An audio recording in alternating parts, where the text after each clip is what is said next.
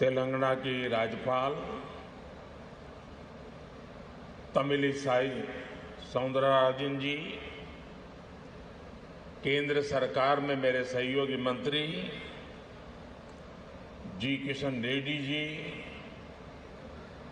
संसद में मेरे साथी श्रीमान संजय कुमार बंदी जी, यहां उपस्थित अन्य सभी महानुभाव, देवी और सज्जनों, नमस्कार।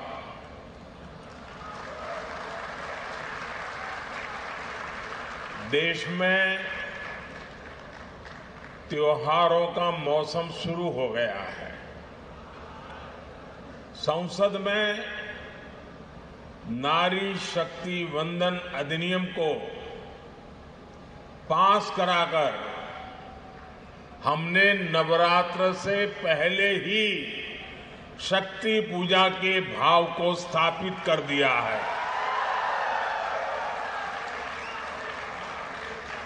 आज तेलंगाना में कई महत्वपूर्ण परियोजनाओं का शिलान्यास और लोकार्पण हुआ है। इससे यहां उत्सव का रंग और खिल उठा है। मैं तेलंगाना के लोगों को 13,500 करोड़ रुपए की 13,500 करोड़ रुपए की योजनाएं, अलग अलग परियोजनाएं, इसके लिए मैं आप सबको बहुत बहुत बधाई देता हूं।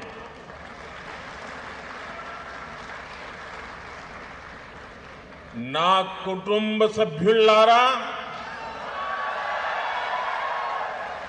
मुझे खुशी है कि आज मैंने कई ऐसे रोड कनेक्टिविटी प्रोजेक्ट का शिलान्यास और लोकार्पण किया है जिससे यहां के लोगों के जीवन में बहुत बड़े बदलाव आएंगे। नागपुर विजयवाड़ा कॉरिडोर के जरिए तेलंगाना, आंध्र प्रदेश और महाराष्ट्र में आवाजाही बहुत आसान होने वाली है। इसके कारण इन तीनों राज्यों में ट्रेड, टूरिज्म और इंडस्ट्री को भी काफी बढ़ावा मिलेगा। इस कॉरिडोर में कुछ महत्वपूर्ण इकोनॉमिक हब्स इसकी पहचान की गई है। इसमें 8 special economic zone, 5 mega food park, 4 fishing sea food cluster, 3 pharma and medical clusters और 1 टेक्सटाइल क्लस्टर भी होगा। इसके कारण हनमकोंडा, वारंगल, महबूबाबाद और खम्मम जिलों के युवाओं के लिए रोजगार के अनेक अवसर खुलने वाले हैं।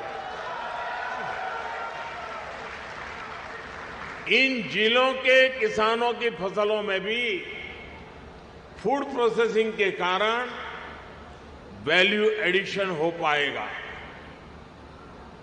ना कुटुंब सभ्युलारा,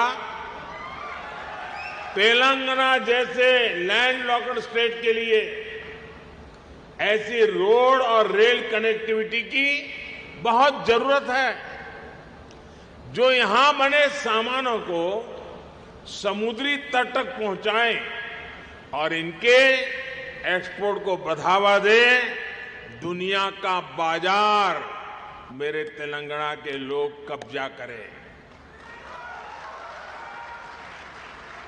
इसी कारण देश के कई प्रमुख इकोनॉमिक कॉरिडोर तेलंगाना से होकर के गुजर रहे हैं। ये सभी राज्यों को ईस्ट और वेस्ट कोस्ट से जोड़ने का माध्यम बनेंगे। हैदराबाद विशाखापट्टनम कॉरिडोर का सूर्यपेट खम्मम ना कुटुंब सभ्युलारा भारत टर्मरिक का, हल्दी का प्रमुख उत्पादक, उपभोक्ता और निर्यातक देश है। तेलंगाना में यहां के किसान भी बड़ी मात्रा में हल्दी की पैदावार करते हैं। कोरोना के बाद हल्दी को लेकर जागरूकता भी बढ़ी है और उसकी दुनिया भर में डिमांड भी बढ़ी है।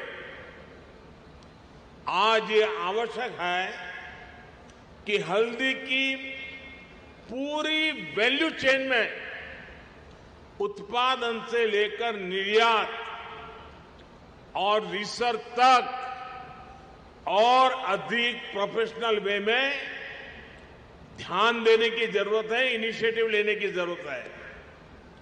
इससे जुड़े एक बड़े फैसले की आज मैं तेलंगाना की धरती से घोषणा कर रहा हूं। केंद्र सरकार ने हल्दी किसानों के लिए हित के लिए और उनकी आवश्यकता को देखते हुए और उनके लिए भावी जो संभावनाएं हैं उसे देखते हुए नेशनल टर्मरिक बोर्ड के गठन का निर्णय किया है।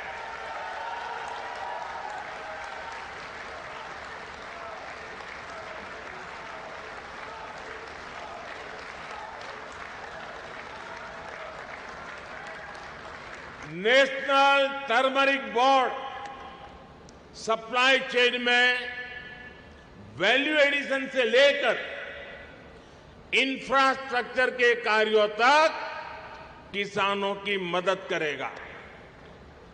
मैं तेलंगाना और देश के सभी हल्दी पैदा करने वाले किसानों को नेशनल टर्मरिक बोर्ड की उसके गठन के लिए बहुत बहुत बधाई देता हूं।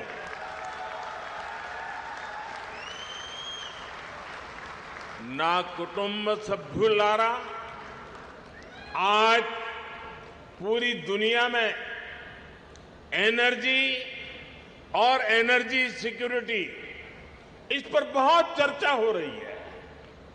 भारत ने ना सिर्फ अपने उद्योगों बल्कि घरेलू लोगों के लिए भी एनर्जी इंश्योर की है। देश में एलपीजी कनेक्शन की जो संख्या 2014 में 14 करोड़ के आसपास थी, वो 2023 में 32 करोड़ से ज्यादा हो गई है।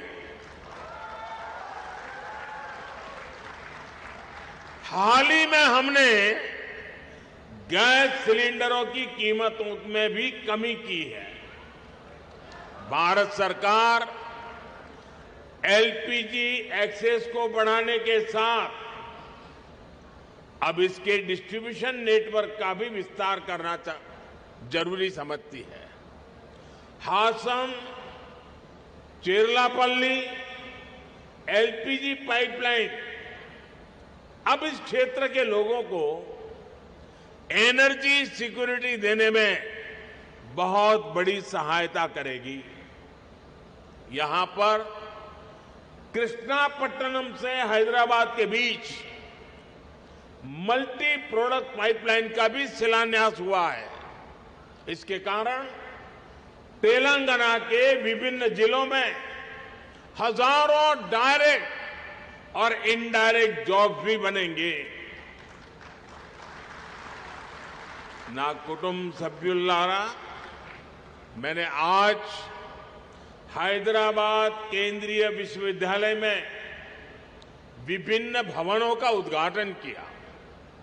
हैदराबाद विश्वविद्यालय को भाजपा सरकार ने इंस्टीट्यूशन ऑफ एमिनेंस का दर्जा दिया है और विशेष फंड उपलब्ध कराया है।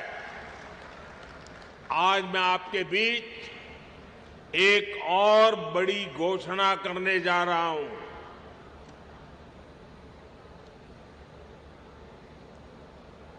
भारत सरकार मुलुगु जिले में एक सेंट्रल ट्राइबल यूनिवर्सिटी की स्थापना करने जा रहा है।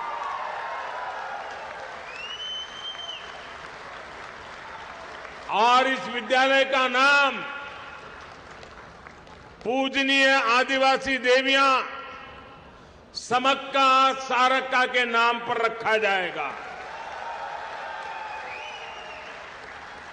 Sammakka Sarakka central tribal university, इस पर 900 करोड़ रुपया खर्च किए जाएंगे। मैं तेलंगाना के लोगों को इस सेंट्रल ट्राइबल यूनिवर्सिटी के लिए बहुत बहुत बधाई देता हूं। एक बार फिर तेलंगाना के लोगों को उनके प्रेम और स्नेह के लिए मैं बहुत बहुत धन्यवाद देता हूं। अभी तो मैं सरकारी कार्यक्रम में हूं, तो मैंने अपने आप को वहीं पर सीमित रखा है। अब 10 मिनट के बाद मैं जरा खुले मैदान में जाऊंगा।